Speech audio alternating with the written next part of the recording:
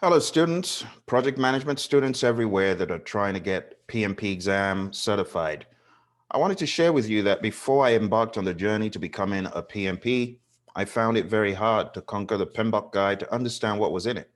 So I decided today to share with you a few quick tips to get this exam under control. And I call this Conquer the Beast. In order to conquer the beast, first of all, you need a positive mental attitude.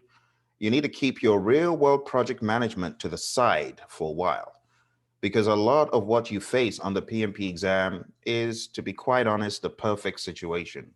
The way you may handle things in the real world could be different, but the PMI is looking for a certain answer from you that aligns with what most project managers would do based on their project management body of knowledge guide framework and other factors. Well, the honest truth is, a lot of times when you would send a dump truck away in the world of the PMI, in the real world, you wouldn't do that. Let's just be honest, you wouldn't.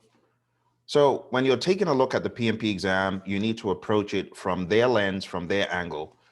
And that's why I want to share with you today quick tips on how to conquer the beast.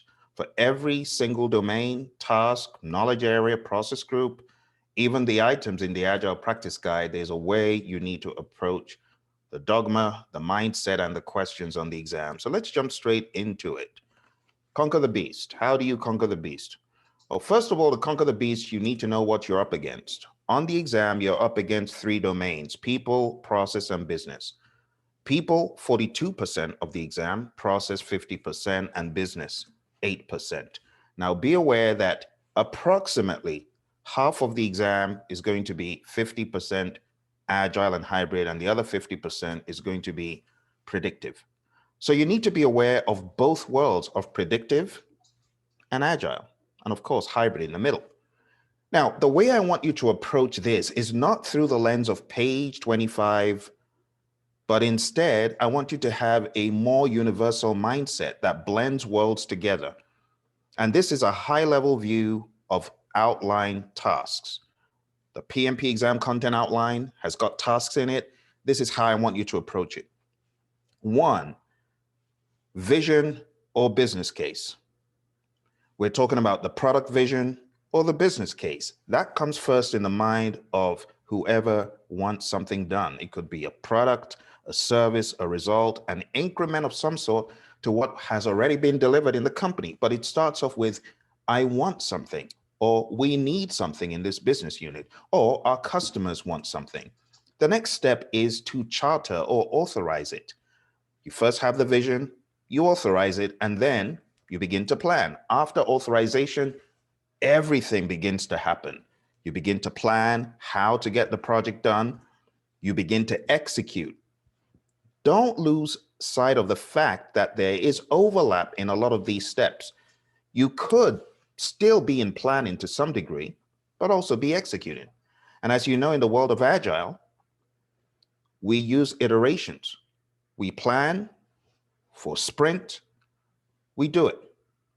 We plan again, we do it. So it's wrong for you to think about planning as this happens and then executing happens and then monitoring and controlling happens. No, there's a lot of overlap, and across the iterations, we do a lot of initiating, planning, executing, monitoring, controlling, and closing in one iteration and then the next. Think about it like phases. You could initiate, plan, execute, monitor, and control, and close a phase. So it's an ongoing cycle depending on the project. Now, that is not to say some projects don't plan everything up front and execute everything and monitor and control as they're executing. But in a lot of projects today, it's in iterations. Okay? It does not necessarily need to be agile for you to use rolling wave planning in cycles. Just keep that in mind. A big step is inspect and check, because you don't want to execute and then what you executed was no good and you didn't even find out. There needs to be an inspection process. This is built into the world of Agile as well. When you take a look at the sprint review, you've got a demo. You've got the customers, the stakeholders, taking a look, testing, taking it for a test run, whatever you built, that's inspect and check. Now, all throughout project management, there is an undercurrent of change requests. Now, those change requests necessitate replanning. Okay. Those change requests might necessitate you taking stuff out of the backlog or changing part of your plan or cutting off part of your scope. So we call that replan and refine. In the world of Agile, we call this backlog refinement. People call this backlog grooming. It needs to happen. And then the demo or deliver stage is where you demo whatever has been done. You hand it over pretty much in increments. If you're in the world of Agile, or even in the world of predictive, it might be that you're handing it over in phases, or you're getting some sort of approval in phases. But ultimately, you're going to get to the point where you have a retrospective, you take stock of what happened. And remember, in the world of Agile, this is done every 2 to 4 weeks, or however long your sprint is, maybe 1 to 4 weeks. The sweet spot is 2. So retrospectives, lessons learned, they happen all throughout. In the world of Agile, they should. In the world of predictive, we should also be doing this all throughout the project, not just at the end. But at the end, there is a collection of all of these lessons. And in the world of predictive, we ensure that the lessons learned register is updated. For your exam, my friends, you should be able to see this high-level outline in the world of people, process, or business. You should be able to say, where could conflict occur? Where does conflict typically occur? Well, conflict could occur at any stage here, but you need to understand it could occur in developing the charter. Take a look at develop project charter, the process, you'll find that out. It could occur even in a retrospective. If people don't have the right behaviors, you'll find conflict. So conflict could happen anywhere. Okay. Now we're moving into talking about these tasks in a little bit more detail. But before we do that, I want you to view project management on a continuum of predictive and agile. Lots of stuff in between. So taking a look at this figure 3-1 from the Agile Practice Guide, if a project has a low frequency of delivery and a low degree of change, you probably want to use a predictive approach.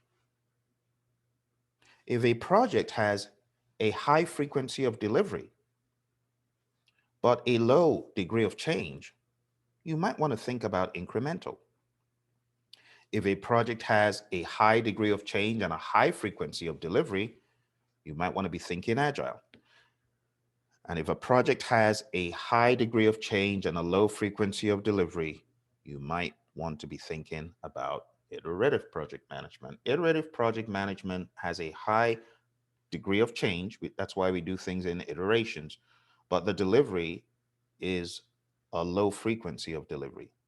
And if you take a look at the Agile Practice Guide, they tell you in the world of iterative, we repeat until correct, but we deliver once. In the world of incremental, we are doing things and knocking them out.